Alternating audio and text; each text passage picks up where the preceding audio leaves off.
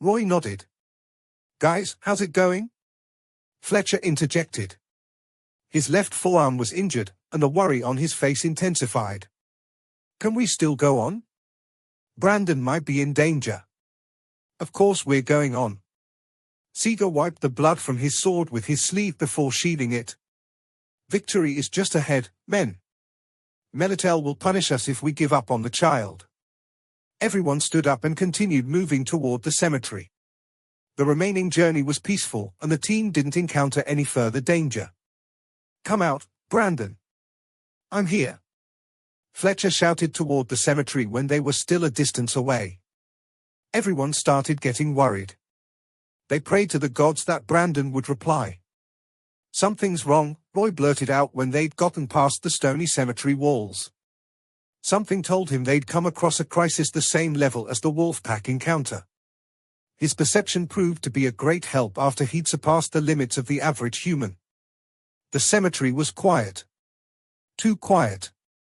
Beyond the rusted fence was the cemetery grounds where hundreds of villagers lay to rest.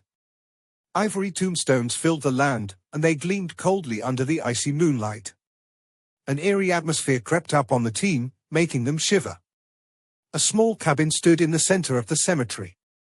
It was the abode of the gravekeeper, Granbell. PRN, excuse me, but is a cemetery supposed to be anything but quiet?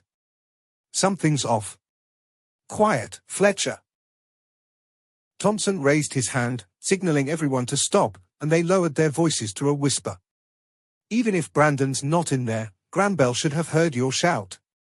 So why'd he keep quiet? No. Brandon must be in that cabin. Granbell must have taken him in, and they're just asleep. Yes, that's right. I need to go in. Roy gasped, gathering everyone's attention. Wait, what is that? When they looked in the direction he was pointing at, everyone saw a strange hole on the outer side of the cemetery. It's a new grave. Someone was buried there last month. If memory serves me right, that's where Chris is buried. When they went up to the grave, they noticed the tombstone lying haphazardly on the ground, and the grave was already empty. Where'd the corpse go? And who or what did this? Which bastard did this?